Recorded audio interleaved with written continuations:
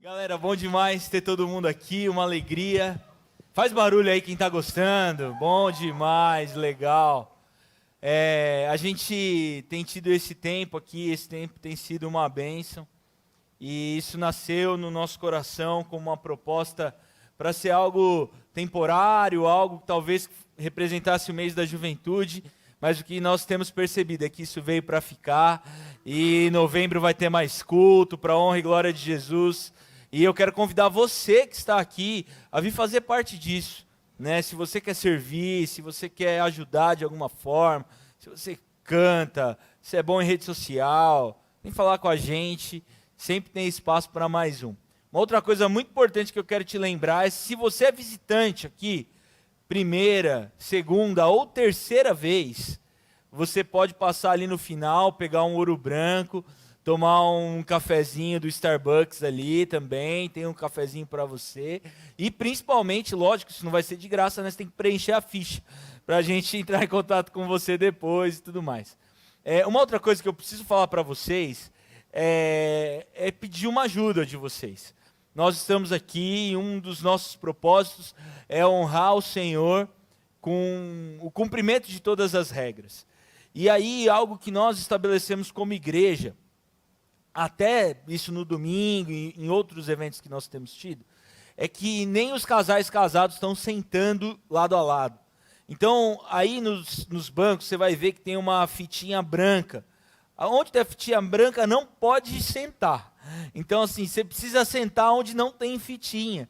Então, eu vou pedir, por favor, que se de repente rolou aí eu sei que a gente chega, tá escuro e tal, eu peço que você sente no lugar indicado. E muito obrigado para quem já prontamente aí se deslocou, muito bom, obrigado mesmo.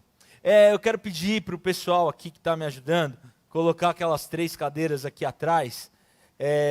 Ô Lucão, dá uma mão aí, ajuda a Tami, por favor. Nós estamos, durante esse período, num movimento com 3 palavras que Deus colocou no nosso coração. A primeira palavra foi retomar. A segunda palavra, reconstruir. E essa terceira palavra, nós estamos agora ressignificando. É um tempo difícil. Para nós, retomar se tornou uma necessidade. Reconstruir foi algo que para nós surgiu como uma palavra de ordem. Esse caos que está não vai ficar como caos, porque existe um povo que está pagando um preço, que está pagando um preço de oração, mas que está pagando um preço de ação. Então, reconstruir é uma palavra de ordem para nós. Mas ressignificar também é um fundamento. Ressignificar é algo muito importante para nós nesse tempo. Diante do novo normal, muitas pessoas precisaram ressignificar. Ressignificamos as nossas relações afetivas, ressignificamos a nossa proximidade, ressignificamos a nossa forma de trabalhar. E o trabalho talvez foi algo que nos afetou com mais intensidade. E hoje, eu quero aqui, eu sei que tem aqui entre nós alguns professores, e não só quem está aqui, mas se você é professor e você tem vivido esse tempo de pandemia, o desafio de ressignificar, eu quero dizer para você: Deus abençoe. Você é um herói, você que tem aí investido seu tempo, você que tem aí buscado novas habilidades para conseguir transmitir conhecimento. Muito obrigado. Nosso muito obrigado e um feliz Dia dos Professores para todos os professores. Eu sei que tem um professor aqui, o Tiago. Tem mais algum professor aqui? Lá no fundo, mais um ali. Palmas aos nossos professores.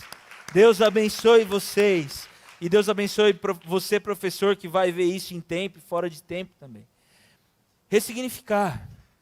Nós ressignificamos não só o trabalho, nós ressignificamos o nosso ambiente comunitário, nossa igreja, nossa espiritualidade. Nós ressignificamos as nossas células, passamos muito tempo reunindo totalmente online. Algumas células não voltaram, outras nem vão voltar.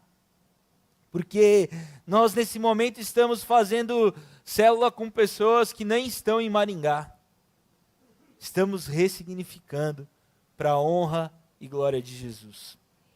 E pensar em ressignificar para nós pode ser também ilustrado por essas 3 cadeiras aqui.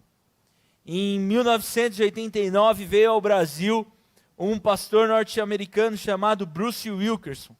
Ele veio para pregar numa igreja em São Paulo, chamada Igreja Batista da Água Branca, e essa foi uma das pregações que mais ficaram conhecidas naquele lugar. A pregação das 3 cadeiras.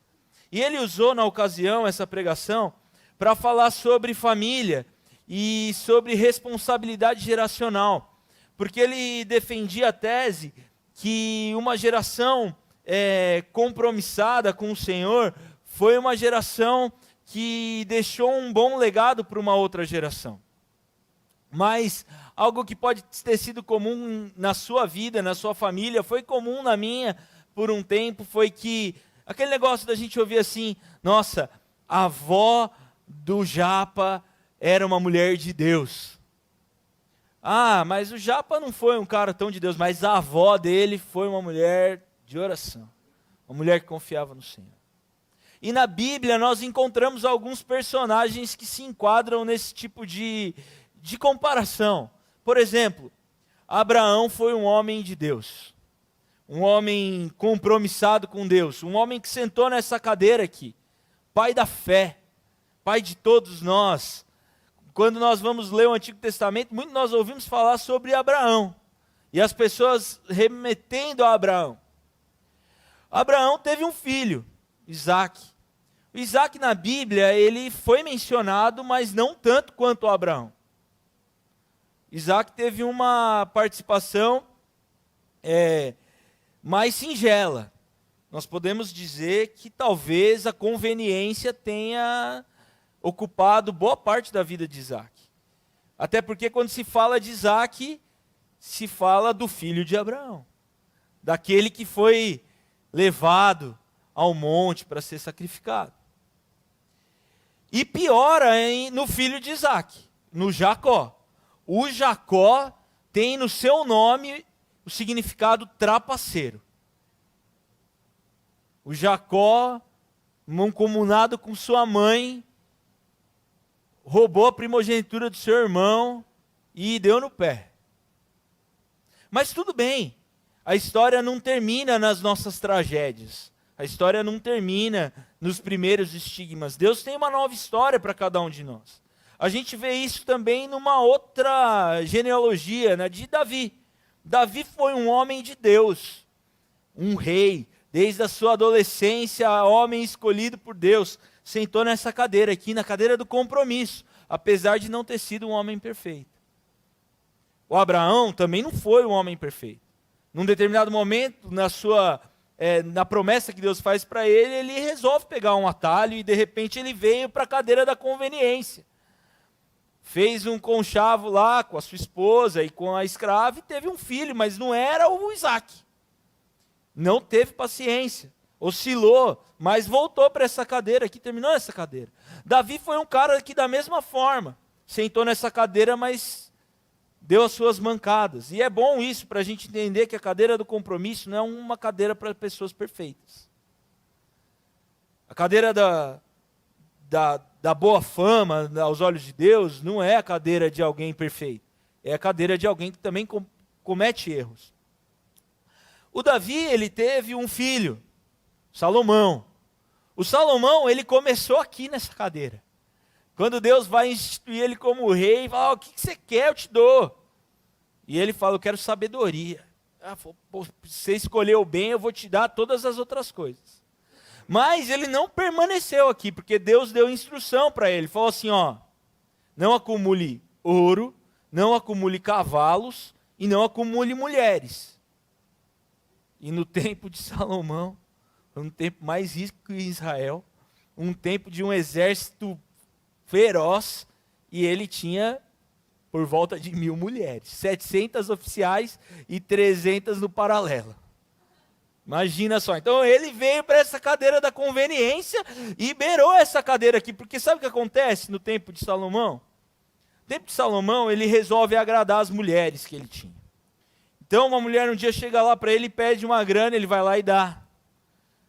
vou trazer isso para a nossa linguagem. Ele foi lá, teve uma noite muito legal com uma das suas concubinas, e no outro dia de manhã ele falou assim, tem um presente para você, tá esse anel da Tiffany aqui, ó. Bonitão. Pá. Aí o que adianta você ter um anel da Tiffany se você não pode postar no Instagram, não pode mostrar para as amigas, fazer uma inveja, né? Ela passa lá no Arém, assim, dando tchau para as meninas.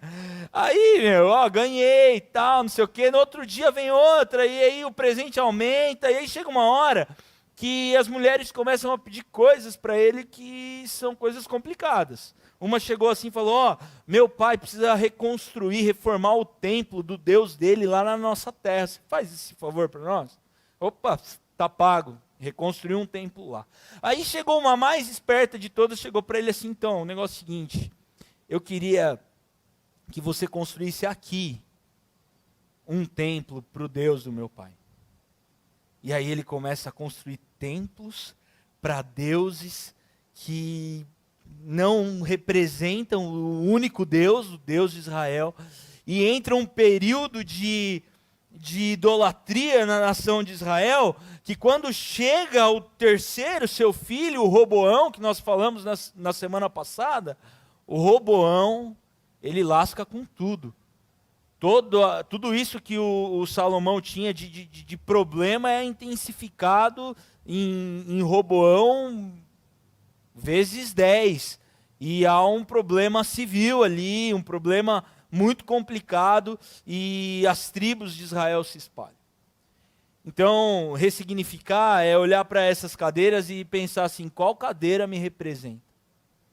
Porque essas cadeiras, elas não representam histórias só de pais para filhos.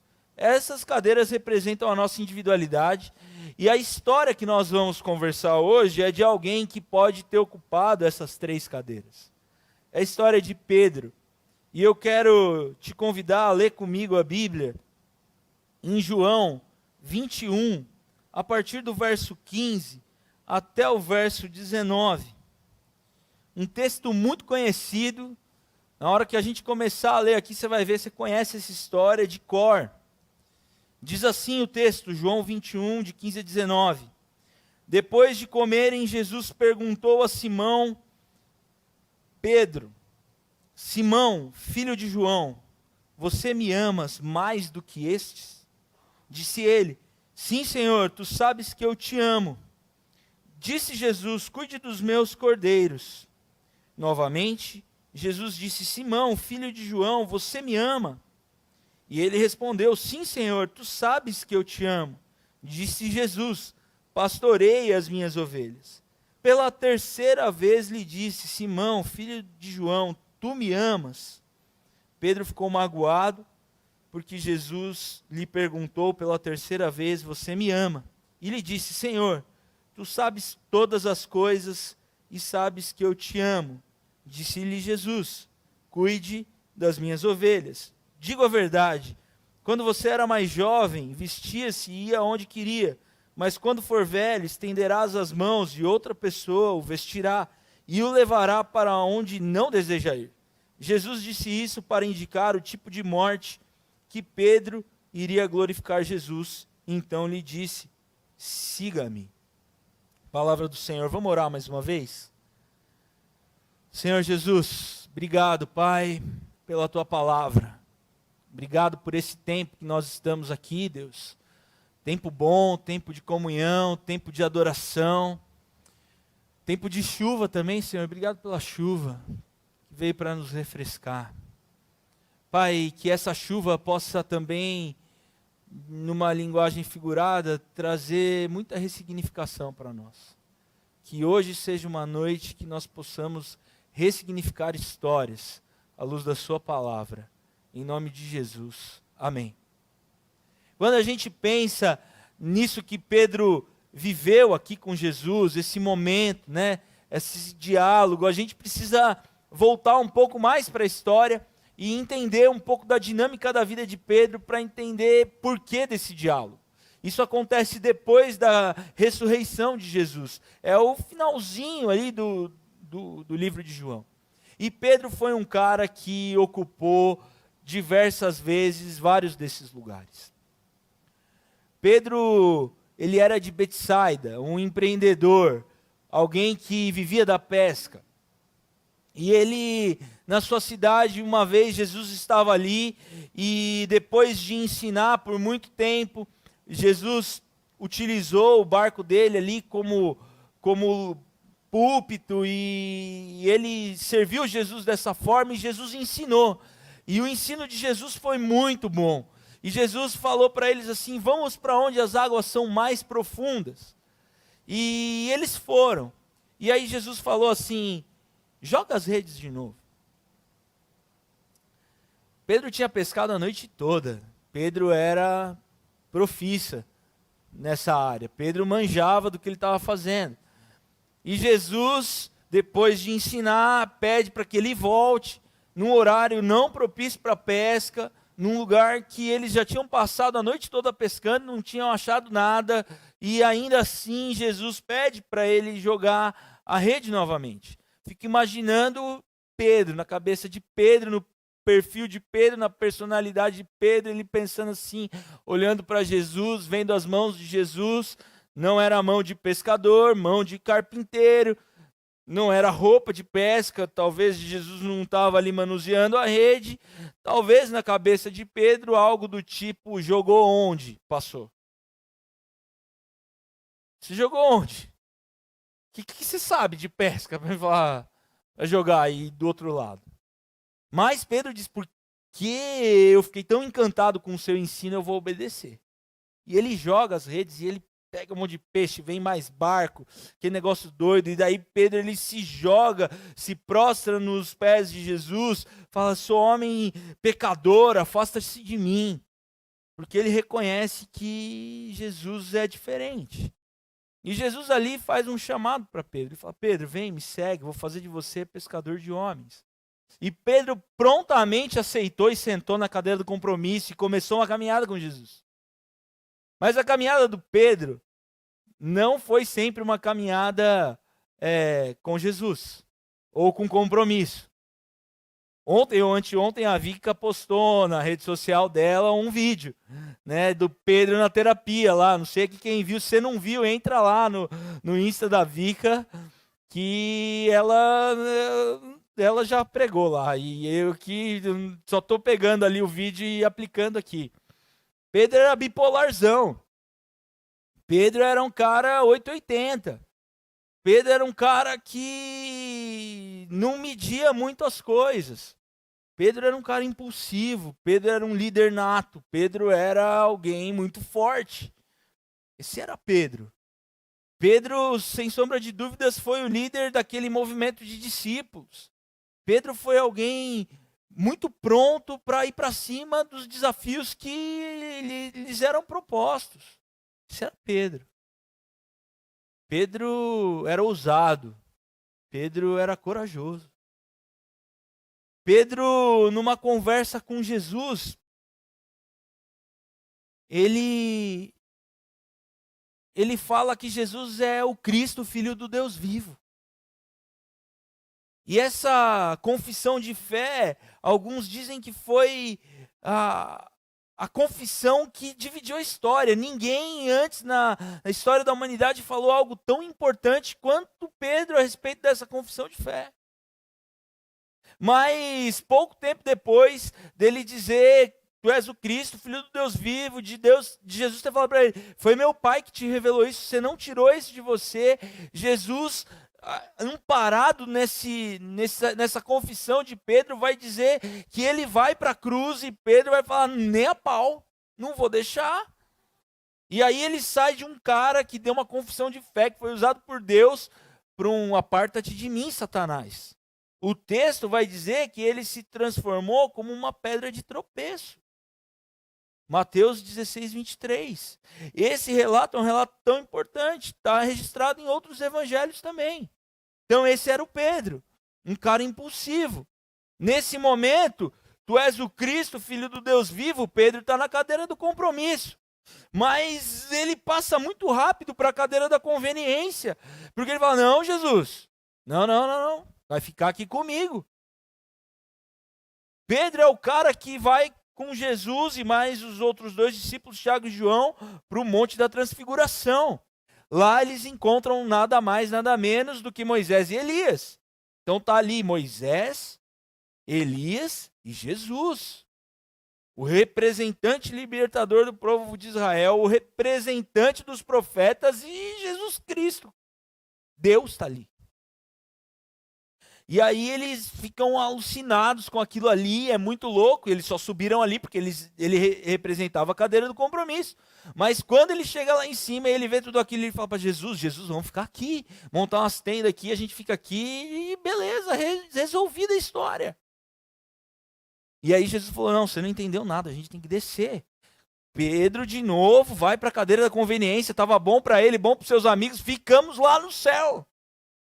Mas Jesus fala, não, a gente vai descer de novo.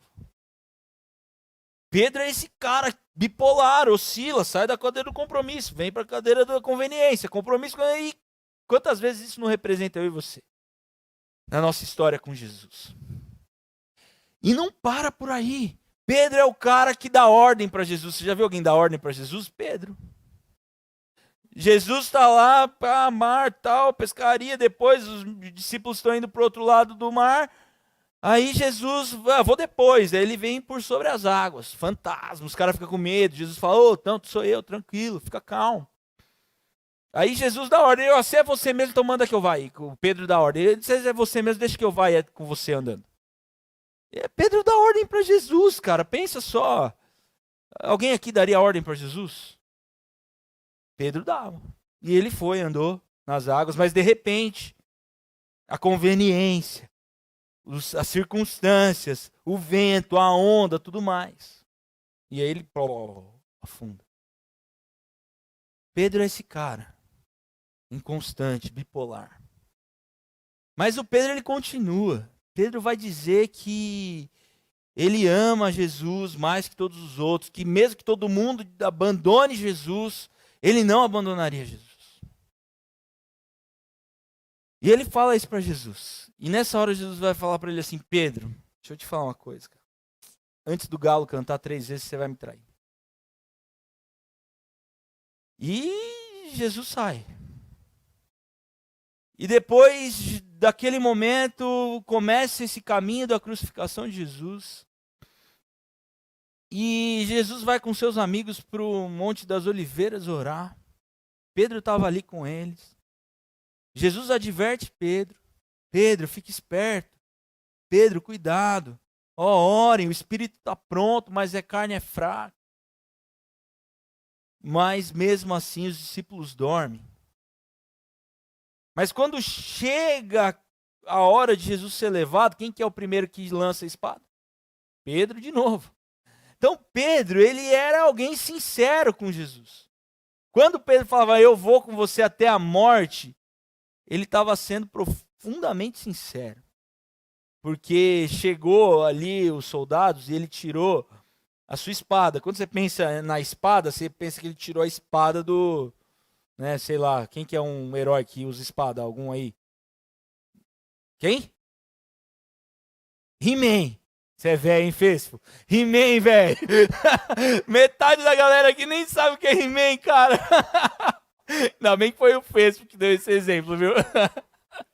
Mas o cara tira a espada, cara. E você pensa assim, é mó espadão, né? Você vai ler os comentários, a espada de Pedro era algo um pouco maior que uma adaga. Era um pouquinho maior que uma faquinha. Mas arrancou a orelha do mal. A nossa sinceridade não necessariamente é algo bom. A sinceridade de Pedro era uma sinceridade totalmente equivocada. E naquele momento, Pedro tinha falado, tchau, obrigado, vou pro pau.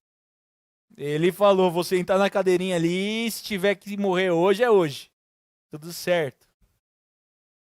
Mas Jesus vai lá, cola a orelhinha do Malco lá, fala, Pedro, se eu quisesse eu mandava vir anjo, cavaleiro, dava um pau nessa galera toda aqui, mas não, vim para isso. Só que isso muda a história, porque a partir daí, a trajetória de Pedro é essa trajetória da negação. E a palavra vai dizer que Pedro vai negar Jesus 3 vezes. E primeiro ele vai dizer que ele não conhece Jesus. Depois ele vai dizer que ele não conhece de novo. Depois ele vai jurar que ele não sabe quem é. Que ele nunca viu aquele homem. Ele senta na cadeira do tchau, obrigado mesmo e não conhece Jesus. Eu juro que não sou do time dele. E nessa hora o galo canta. E uma das passagens vai dizer que Jesus cruza o olhar com ele e ele chora amargamente. E ali ele vai passar dias chorando. Porque naquele momento ele viu que de fato ele não estava tão compromissado assim com Jesus. Naquele momento ele viu que aquela disposição não era realmente uma disposição tão própria. E eu imagino a vida de Pedro a partir desse trauma. Quantas coisas Pedro não teve que ressignificar naqueles dias, porque ele negou, ele traiu Jesus. Pedro, depois daquilo, ele não ajuda Jesus a carregar a cruz, e ele seria um cara que ajudaria Jesus a carregar a cruz. Ele não apanhou junto com Jesus, ele era um cara que apanharia junto com Jesus. Ele não estava lá quando Jesus morreu. Ele não tirou o corpo de Jesus na cruz. Ele não preparou o sepultamento de Jesus. Coisas que com certeza ele estaria envolvido. Mas depois de uns dias, depois do terceiro dia, quando as mulheres vão ali para continuar os procedimentos fúnebres, elas não encontram Jesus. Elas encontram um túmulo vazio. E uma das versões dos evangelhos vai dizer assim, que Jesus falando, um homem ali vestido de branco, fala com Maria Madalena e diz: vai avisar os meus discípulos que eu vou para a praia, vou para Galileia. E diga também a Pedro que eu estou indo. E ela vai e faz isso. E eu fico imaginando ela chegando lá e falando: eu encontrei Jesus, Jesus ressuscitou, ele está indo para Galileia. E os discípulos comemorando e o Pedro meio de canto. E agora? Vou, não vou? Neguei. Depois de negar, não estive lá. Estou aqui trancado em casa, cheio de medo. Mas aí ela fala: ele disse para você ir também, Pedro. E Pedro vai. E é esse momento aqui que está rolando essa conversa em João 21. Só que quando eles chegam na praia, Jesus não está. E quando Jesus não está na praia, eles chegam na praia e Jesus não está ali, eu penso que foi novamente uma frustração para Pedro. Por isso que quando você vai ler João 21, você vai ver que Pedro pega e fala para a galera assim: eu vou pescar. Eu vou para o mar. Tchau, obrigado. Essa era a minha última chance.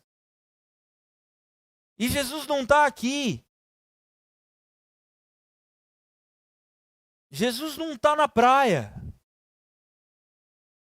Eu vou pescar. E Pedro era um líder mobilizador. Quando ele fala: eu vou pescar, os caras falam: vamos também. E eles vão para lá. E quando eles chegam lá, eles pescam, quer dizer, não pescam, né? Jogam rede. E não pegam mais nada. Passam a noite, não pegam nada. E de repente, vem andando alguém da praia e fala assim: filhinhos, tem coisa para comer aí? Não, não pegamos nada. Ah, joga do outro lado. E aí eles jogam a rede. E vem um monte de peixe. E aí, aquele João, discípulo amado, diz assim para Pedro: Pedro, o pai tá on. O pai tá on. O que tá acontecendo de novo? E o Pedro fica, é Jesus. E diz que ele veste lá a capa de novo, pula na água, 92 metros da praia, e ele nada, e ele chega ali, e ele encontra Jesus com um braseiro, um peixe, um pão. E aí ele se lembra assim: braseiro. Segunda vez que eu neguei, eu estava me aquecendo. Mas ele lembra também que foi naquela praia que ele foi chamado. Mas ele lembra também que foi no deserto ali próximo que houve a primeira multiplicação de pães e peixes. E de três peixinhos e 5 pães alimentou 5 mil homens. Alguns estudiosos falam que aproximadamente 15 mil pessoas, pelo menos. E aí, quando os outros demais chegam, Jesus fala: tragam as coisas. Apesar deles saberem que Jesus podia fazer qualquer coisa sozinho, Jesus ainda participa a eles e diz: tragam o que vocês pegaram. Ou, melhor, tragam o que eu dei a vocês. E eles participam ali. E depois de comerem, Jesus vai lá e fala: Pedro, tu me amas? Senhor, tu sabes que eu te amo. Então cuida dos meus cordeirinhos. Só que tem uma sacada nesse texto.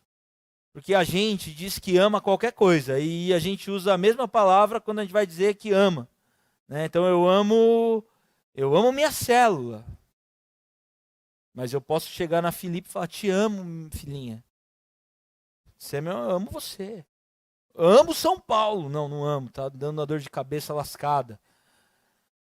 Amo meu cachorrinho. A gente usa amor para muitas coisas. Eu amo minha esposa, eu amo a Deus. É tudo o mesmo amor. Mas no grego é diferente. No grego ele vai falar que o storge é esse amor de qualquer coisa. Ah, eu amo meu cachorro, storge. Aí tem o amor eros, que é o amor do desejo. O amor da paixão, da cama, é o eros. Aí tem o amor ágape, que é o amor sacrificial. E tem o amor filéu, que é o amor de amigo. Jesus pergunta para Pedro: Pedro, tu me amas agapau, sacrificialmente? Aí Pedro diz assim: Jesus, só filéu. Te amo como amigo. Aí Jesus fala: beleza, cuida das minhas ovelhas. Aí Jesus vai e pergunta de novo: Pedro, tu me amas agapau, sacrificialmente? Aí Pedro, meio constrangido assim: só filéu.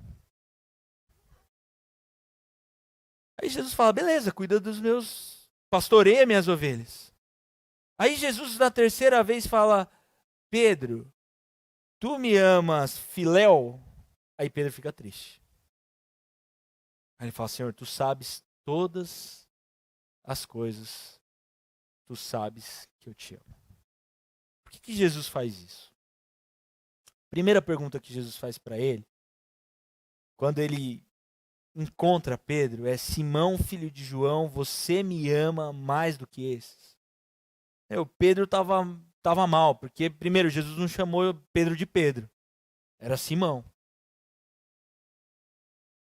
Quem vai falar que ele é Pedro é Jesus, quando ele chama. Jesus já tinha ressignificado o nome dele.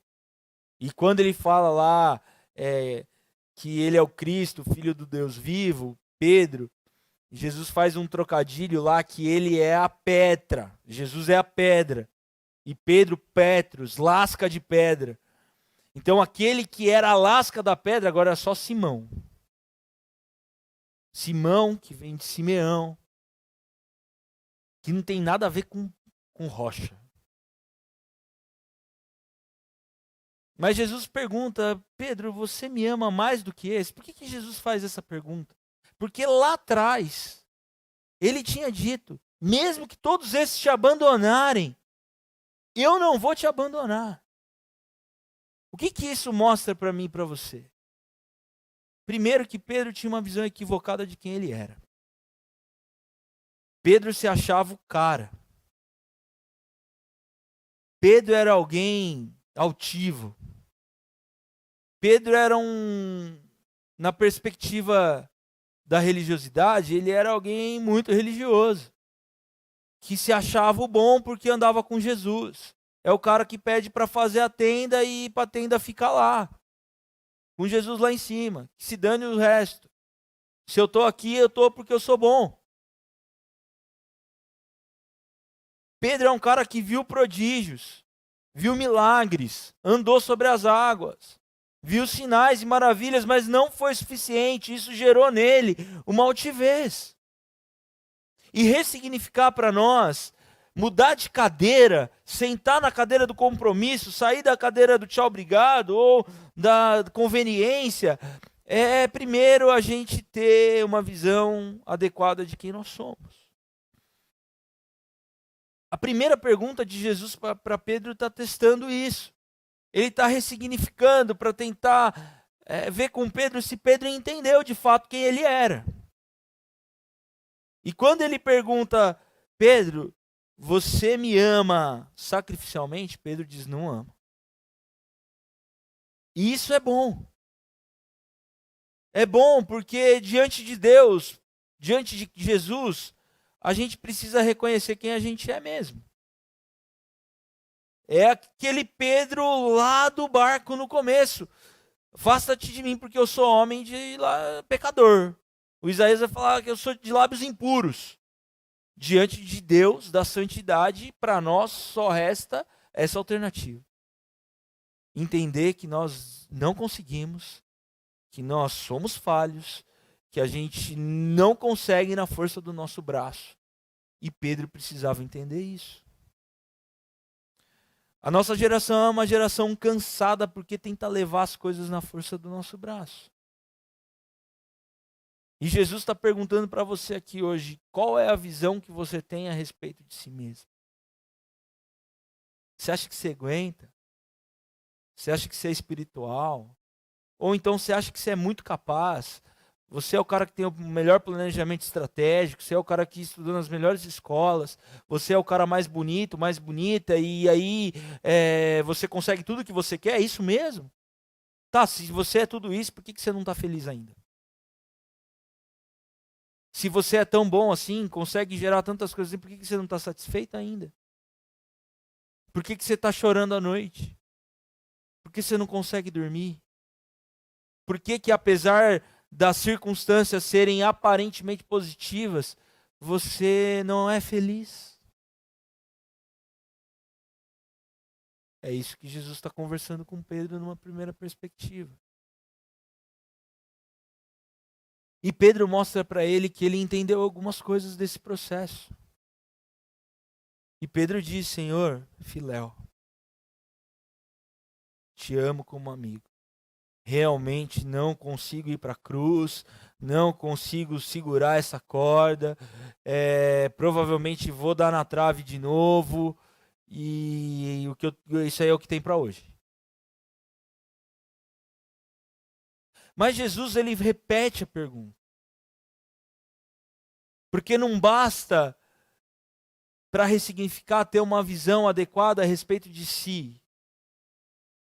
Além de ter uma visão adequada a respeito de si, a gente precisa entender que a gente precisa permanecer nessa visão. Porque a roda vai girar e talvez a gente pense que as coisas melhoraram. Talvez a gente pense que a gente está mais forte. Talvez a gente pense que a gente vai conseguir resistir. mas às vezes a gente não vai conseguir resistir. Saca quando você, às vezes você não conhecia Cristo, você tinha uma vida deliberada, curtia todas as coisas, e aí você se afasta de tudo, porque se você ficar naquele mesmo ambiente, com aqueles mesmos amigos, você vai cair nas mesmas coisas. Isso é uma atitude do compromisso, da primeira cadeira. Mas aí você vai crescendo, vai lendo mais a Bíblia, de repente vem um dom, vem uma outra coisa, ou então você se tornou um líder, tal, tá servindo, recepção, ministério, tal, comunicação, louvor, aí você tá de boa. Não, agora dá para eu vir para cá mais um pouquinho. Mas aí, puf, cai. Chapuleta, arrebenta. Igual Pedro.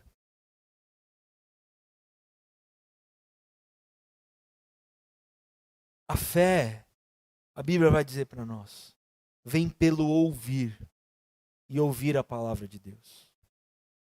Ouvir a palavra de Deus vai trazer para nós alguns conselhos que vai fazer com que a gente consiga manter uma visão adequada de quem nós somos. Porque a tendência é o Adãozinho que vive em nós puxar a gente para cima e fazer a gente baixar um pouco a nossa guarda.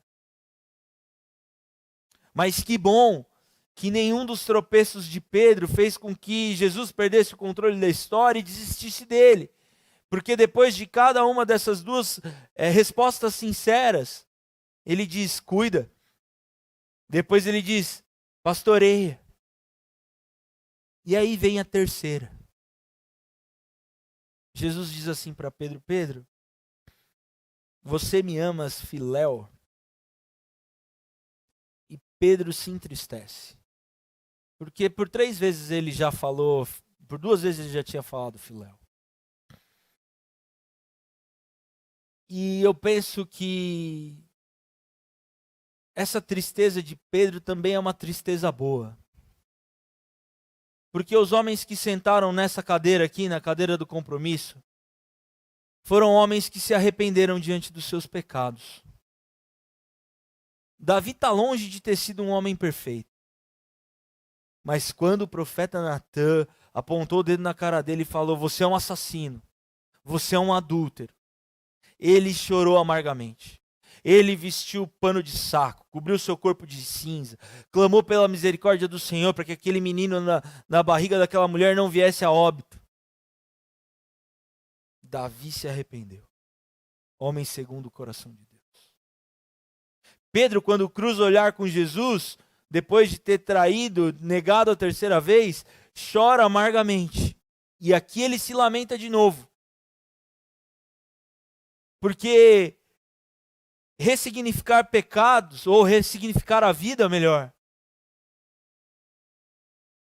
é se arrepender de pecados. E Jesus tem um compromisso com a palavra e com o repúdio do pecado. Porque Jesus, ele não fica com o pecado do Pedro. Jesus, quando ele está com Pedro, e Pedro fala aquela palavra, aquela confissão de fé, e logo depois ele vai dizer para Jesus não ir para a cruz, Jesus diz, aparta-te de mim, Satanás.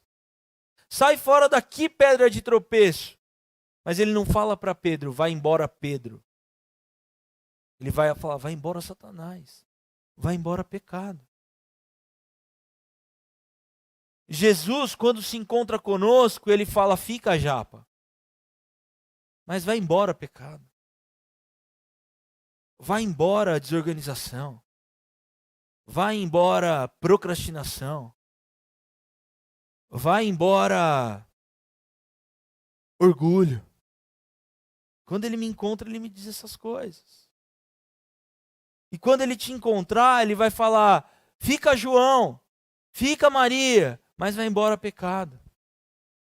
Quando Jesus encontra conosco, ele diz assim, fica fulano, mas aparta-te de mim, Satanás, sai fora droga, sai fora promiscuidade, sai fora mentira, sai fora língua venenosa, sai fora religiosidade, sai fora sexualidade deturpada, sai fora, Porque essas coisas não representam a vida que Jesus tem para nós.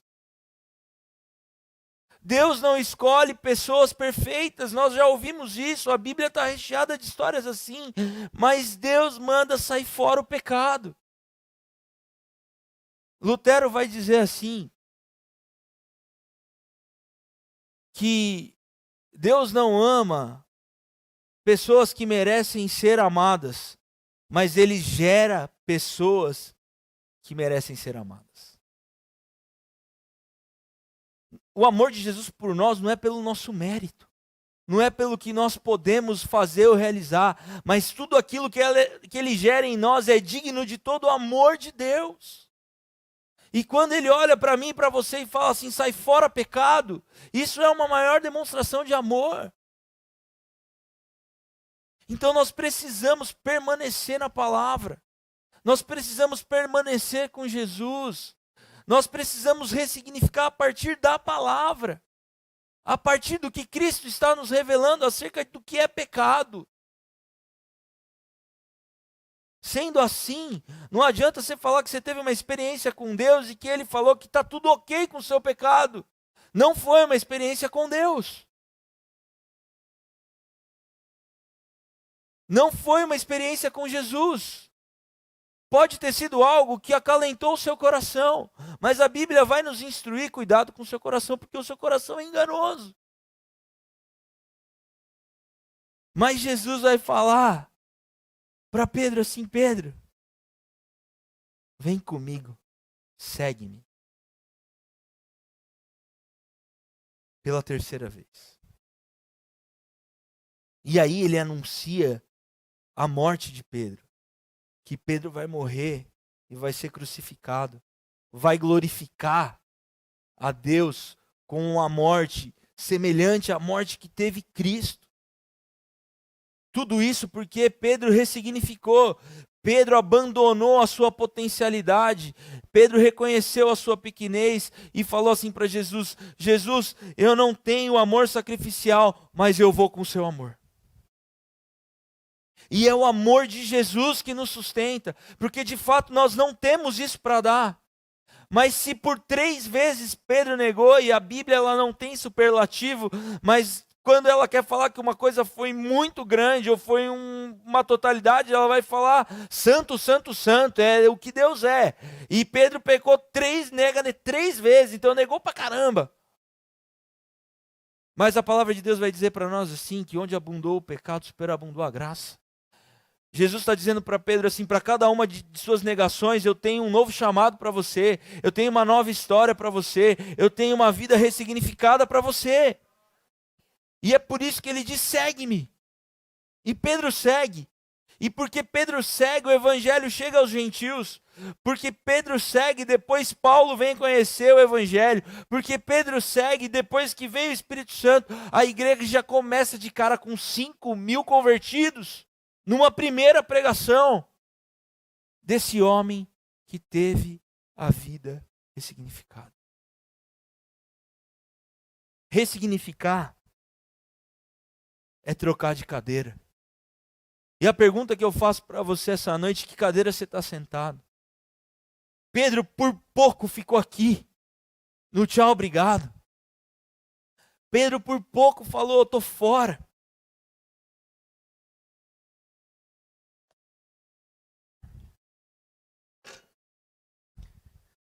Mas Jesus estava na praia. Jesus estava esperando.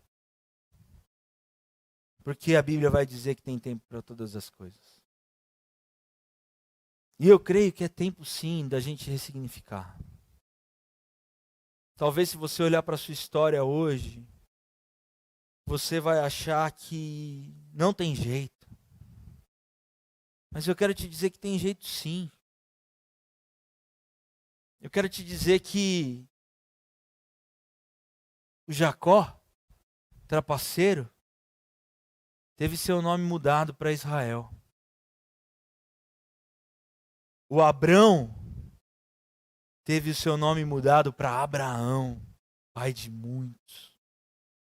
O Davi não era só Davi, era homem segundo o coração de Deus. E o Simão Não era Simão, era Petros, lasca da pedra angular que é Cristo. E Jesus está aqui hoje, Ele está falando para você que você também é Cristo. Porque a lasca representa isso. Nós não somos a pedra, mas nós somos a lasca. Nós não somos Jesus, mas podemos ser Cristo. Porque Cristo não é sobrenome de Jesus. Cristo é atributo. Cristo é sacrifício. Jesus, o Cristo, o Filho do Deus vivo. Jesus, o sacrifício do Deus vivo. Jesus, o verdadeiro Isaac. Jesus, o verdadeiro Adão. E Ele está aqui hoje querendo ressignificar a minha e a sua história e mostrar o verdadeiro Japa. O verdadeiro Japa, Cristo. A verdadeira Vika, Cristo. A verdadeira Esté, Cristo. A verdadeira Tami, Cristo. O verdadeiro Bruno, Cristo. O verdadeiro Tiago, Cristo. Vivi, Cristo. Cristos. Ele nos chama para ser Cristos. Ele quer ressignificar a nossa história para que sejamos Cristos. Ele não quer ressignificar a nossa história para a gente achar que a gente tem o superpoder. Quando Ele lava os pés dos discípulos, o que eles estão discutindo antes disso é quem vai ficar do lado dele no céu. Jesus não quer isso de nós. Jesus quer que sejamos Cristos. Jesus quer que cada um de nós pegue a sua cruz, negue-se a si mesmo e siga. Porque isso é o que ressignifica uma vida. A Bíblia vai dizer que aquele que quiser achar a sua vida, perdê-la-á. Mas quem entregar, vai ganhar. Então solta a corda. Confia no amor de Jesus. Se torne Cristo. A igreja de Éfeso, lá no Apocalipse, era uma igreja potente, cheia de boas obras. Mas a palavra do anjo da igreja para eles foi: tenho contra ti uma coisa, abandonaste o primeiro amor. Por isso que você está esfriando. Agora arrependa-te e volta às primeiras obras. Pedro, volta, você é pescador de homens. Japa, volta. Ana, volta. Jimmy, volta. Léo, volta. Anne, volta.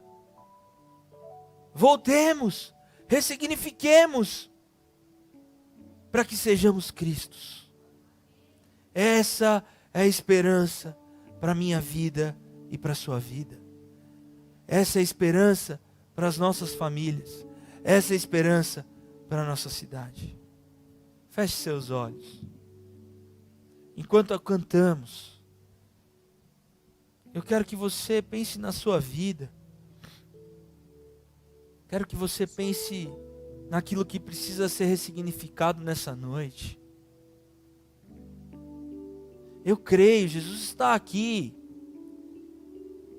Eu creio que o Espírito pode estar te mostrando o que precisa ser apartado de você, para que você deixe de tropeçar e ser pedra de tropeço também. Talvez você está aqui hoje e você nunca tenha vivido uma nova história com Jesus. Chegou aqui como quem está ali na cadeira do tchau, obrigado, vivendo uma vida deliberada, uma vida sem Deus. Dá para ressignificar e ir para o compromisso. Talvez você chegou aqui hoje cheio de conveniências. Dá para voltar. Enquanto cantamos, converse com Jesus. Peça a Ele um caminho de volta. Quero voltar ao início de tudo, encontrar-me contigo, Senhor. Clama ao Senhor. Eu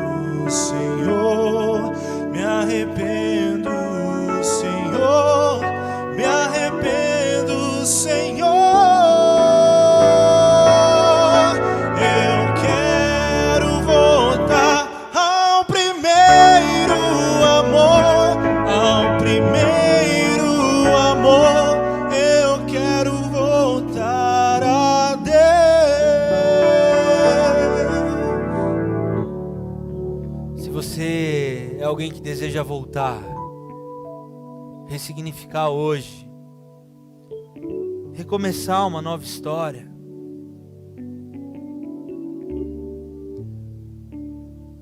levanta aí no seu lugar. Ou melhor, não levanta não. Não precisa levantar. Se você quer começar uma nova história hoje, se ajoelha no seu lugar comigo, porque eu também preciso voltar. Eu também preciso de um novo caminho para mim. Se você precisa de um novo caminho, ressignificar áreas na sua vida, Jesus está aqui. Faça essa oração, repita ela no seu íntimo e diga: Senhor, eu quero a cadeira do compromisso, eu quero a cadeira que retoma a partir de Jesus Cristo, eu quero a cadeira que permanece a partir da palavra, eu quero, Senhor, a cadeira que me move a reconstruir, que faz eu de fato rever os meus conceitos,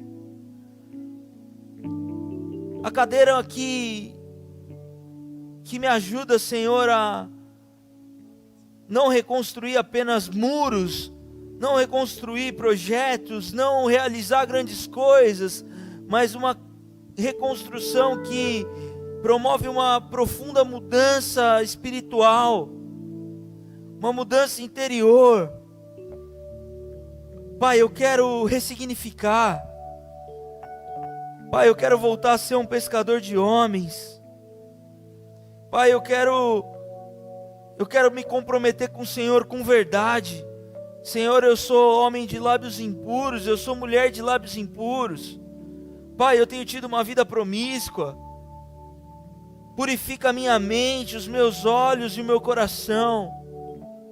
Pai, eu tenho em mim, Senhor, dependência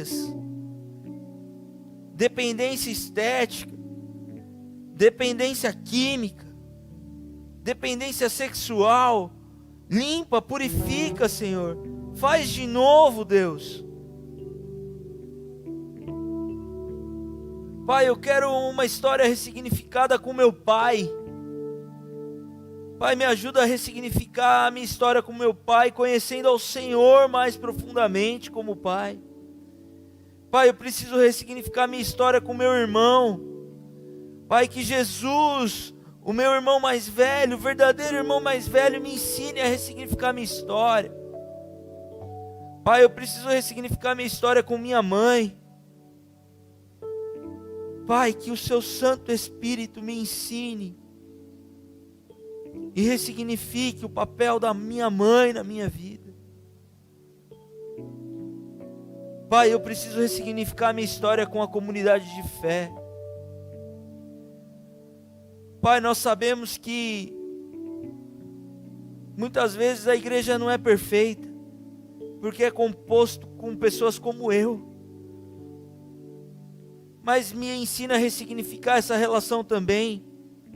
Certo que é o Senhor Jesus, a rocha, que está edificando a igreja, que está santificando essa igreja, e que vai entregar uma igreja santa, imaculada, Senhor.